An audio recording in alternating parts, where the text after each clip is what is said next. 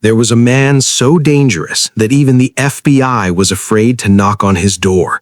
A man who ordered murders the way most people order coffee, casually, routinely, without a second thought. A man who lived inside the walls of his own home for years, completely invisible to law enforcement, while still running one of the most powerful criminal organizations in American history.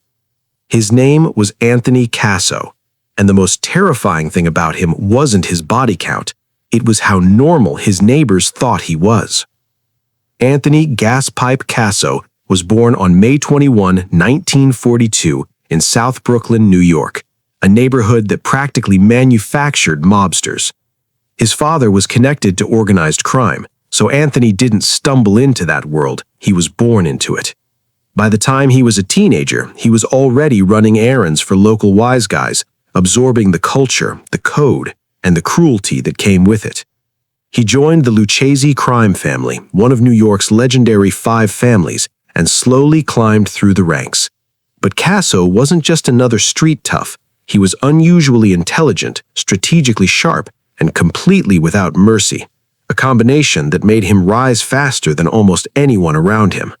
By the late 1980s, he had become the underboss of the Lucchese family, the second most powerful position in the entire organization. But here is where the story gets truly disturbing. Casso didn't just participate in violence, he industrialized it.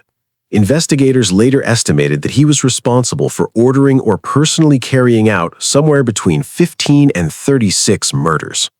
The number was so difficult to pin down because many of the crimes were so well executed that bodies were never found, witnesses never came forward, and evidence simply didn't exist.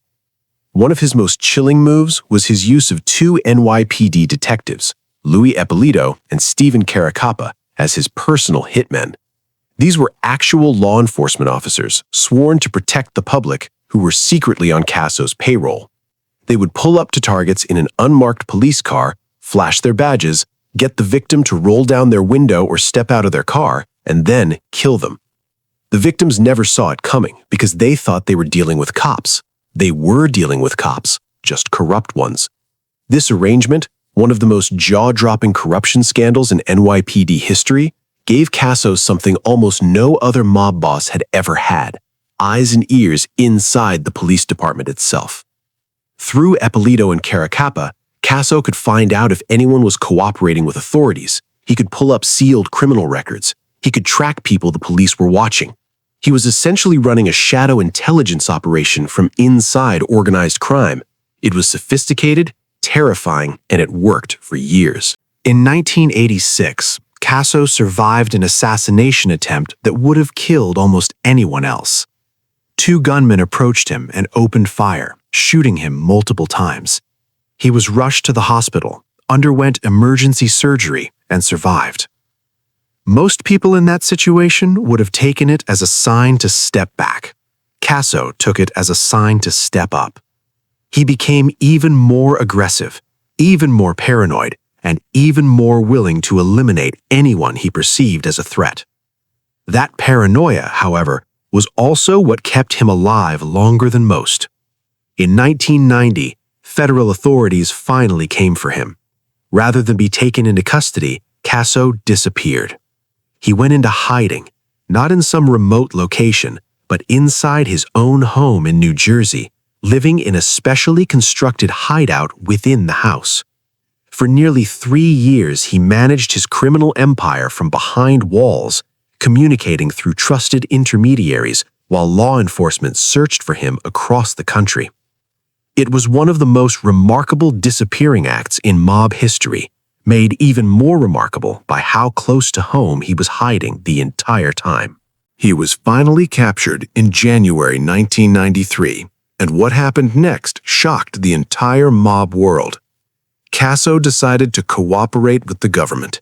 For a man of his reputation and his position, this was virtually unthinkable. He began telling federal prosecutors everything: the murders, the corrupt detectives, the internal operations of the Lucchese family, details about the other 5 families. He provided information that investigators had spent decades trying to gather. It was an extraordinary intelligence windfall. But there was a problem. Casso could not stop lying. Even as a government witness, even with a cooperation agreement that could have dramatically reduced his sentence, Casso continued to fabricate stories, exaggerate his knowledge, and make false claims about people. He accused individuals of crimes they hadn't committed. He implicated people based on personal grudges rather than facts. Prosecutors eventually concluded that he was simply too unreliable and too dishonest to put on a witness stand. In 1998, the government tore up his cooperation agreement, an almost unheard-of move, and he was sentenced to 13 consecutive life sentences plus 455 years in prison. It was a stunning end for a man who had once been untouchable. The two corrupt NYPD detectives he had named, Ippolito and Caracappa, were eventually convicted in 2006, largely based on evidence that came out through Casso's cooperation, even though Casso himself was never used as a witness. They died in federal prison.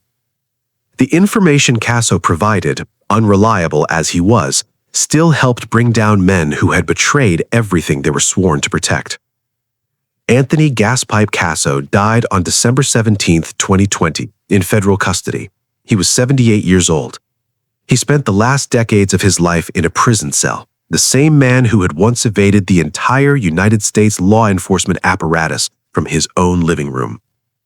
What makes Casso's story so haunting isn't just the violence, it's the system he built around himself.